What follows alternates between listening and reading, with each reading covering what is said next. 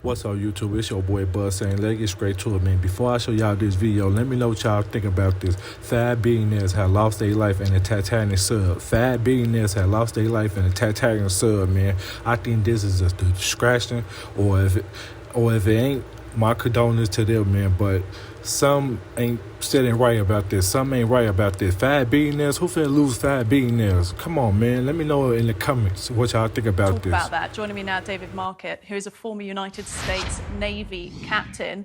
And I assume, David, that you were very much listening to that press conference delivered by the US Navy in our evening, our time, afternoon, your time. But actually, it was an incredibly polished bit of communications, actually, the way they gave us the information that they have so far. But of course, there's still so much left to find out. In terms of the information that we do have about what happened to this vessel, were you surprised? No, not really. I think this was the most likely scenario. I think what they were saying was that this implosion happened as the vessel was on its initial descent, an hour and 45 minutes into their journey to the Titanic. They hadn't quite reached it yet. They were still a little bit above it and off the bow of the Titanic when something catastrophic happened to the submarine. When they say catastrophic implosion, it is an instantaneous destruction of the vessel and instantaneous death for everyone on board. Probably they didn't even perceive that they were in danger, and then they were gone. And then the pieces end up on the seabed.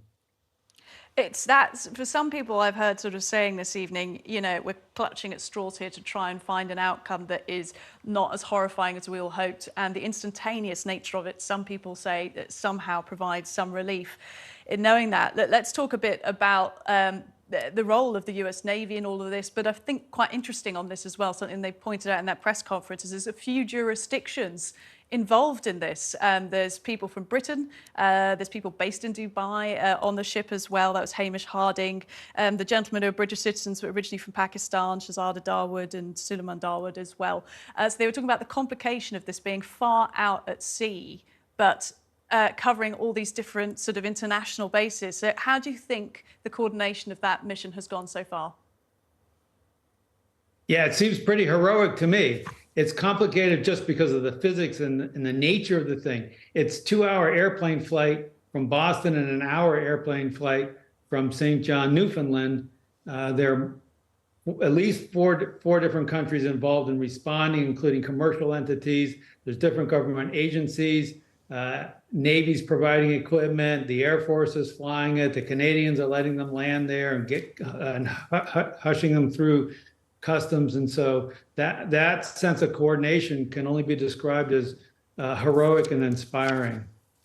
I agree with you there. I think I've been quite moved by the rapid assembly of all of these different, operations trying to rescue these men. We were getting reports already that some vessels and personnel are already being demobilized from the site. Of course, some equipment and some vessels will remain and do some of that search and rescue. But what do you think the coming days will be like in terms of the rest of that operation?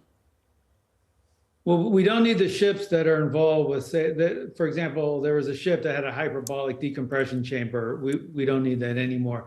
I'm happy to see that some of the ships are remaining, especially the ones with the more capable ROVs. I'm hoping that they can collect the pieces of the submarine and bring it back to the surface where we can potentially be reassembled as much as possible and analyzed so we understand what was the defect or the flaw that caused the implosion on the way down. Do you think we underestimate the power of the sea? Yes, we definitely underestimate the power of the sea. People get in trouble at sea all the time. We underestimate the intensity of waves and we underestimate the pressure.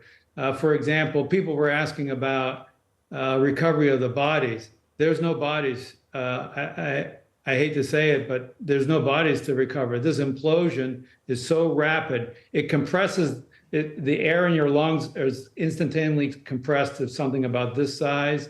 And then if there was anything left, it's been down there for a week. So I would be really, really surprised to see any bodies. We just don't, on our normal lives, we don't experience the kind of forces that are that we are subjected to at these depths in the ocean.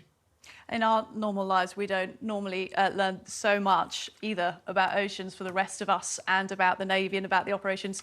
Look, Captain David, it's been fascinating talking to you. Thank you.